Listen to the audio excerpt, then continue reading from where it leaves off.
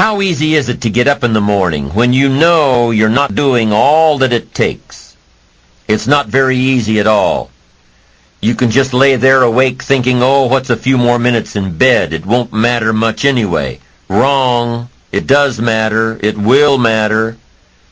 Now, how easy is it to get up in the morning when you're pouring it on, doing the best you can, anxious to get going, make progress toward your dreams? It's a whole different story. When you're resting to renew your reserves, it's much different than resting to avoid your day. When you're psyched up and excited for your life, when you're excited for what you've planned to accomplish for the day, it's amazing. You'll wake up before the alarm clock even tries to startle you awake. Your successes fuel your ambition. Your successes give you extra energy. Your successes pave the way for more successes. It's the snowball effect. With one success, you're excited to meet another, and another, and another. And pretty soon, the disciplines that were so difficult in the beginning, the disciplines that got you going, are now part of your philosophy. How do you know when you're successful? Do you have to be a millionaire? No. All we ask of you is that you earn all you possibly can. If you earn $10,000 a year and that's the best you can do, that's enough. God and everything else will see to it that you're okay. The key is to just do the best you can. If it's $10,000 a year, wonderful. If it's $100,000 a year, wonderful. If it's $1 million a year, wonderful.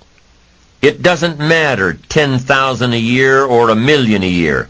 It doesn't matter as long as you've done the best you possibly can.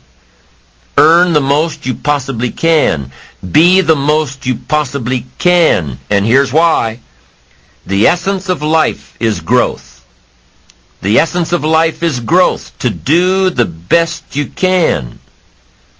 And here's what's interesting. Humans are the only life form that will do less than they possibly can. Humans are the only life form that will settle for less. Every other life form except human beings strive to its maximum capacity. How tall will a tree grow? Approximately. As tall as it possibly can.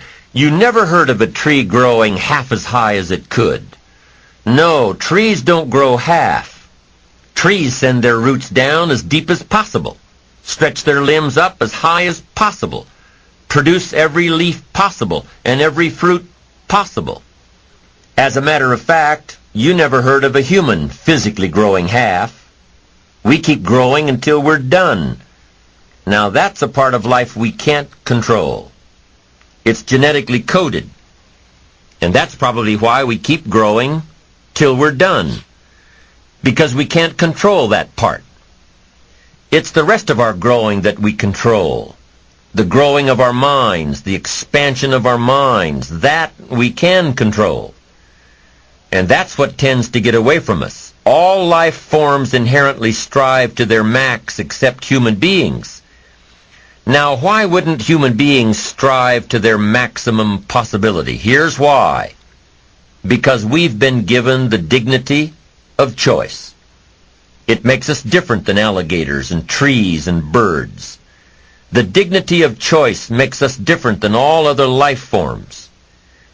And here's the choice. To become part of what we could be, enough to get by, or to become all that we can be. My best advice for you is to choose the all. Earn all you can. Make all the friends you can. Read as many books as you can. Develop as many skills as you can. See as much as possible. Do as much as possible. Make as much fortune as possible. Give as much of it away as possible. The max. There's no life like it. I'm telling you, once I got on track, I've never looked back. Pick up the challenge. Go for it. Take the best of the two easies. Take the route of it's easy to get ahead. It's easy to do all you can. It's easy to succeed. It's easy to have financial freedom. The more you do, the more you get. So the two primary benefits of positive reinforcement are, number one, to build good habits, and number two, to create more energy to fuel your ambitions, your desires, your achievements. How can you isolate what's working for you and what isn't? How can you make sure that you are reinforcing your positive disciplines? Well, if it isn't apparent, easy to see right away, if what you're doing is happening in such small increments that you're not sure if you're on track, then you need to be writing it down. You need to keep a journal anyway. But if you really aren't sure that what you're doing is making measurable progress, you need to keep a written record. You need to write down everything that may be relevant in your day. What you did, who you saw, what you felt, how it may or may not affect you now and in the future. The best way to track your activities of the day is to write them down. The best way to track your activities of the week is to write them down. The best way to analyze your progress through the year is to have written it down. Why? So you can look back on it. Because by keeping a written record of your life, you will be more accountable. By putting into writing the action steps that you have planned, you will easily see what works and what doesn't. Most people just try to get through the day, never writing anything down, never keeping track of their progress along the way, never really knowing if they are doing all they can to reach their goals, to drive their ambition. But gifted people learn to get from the day.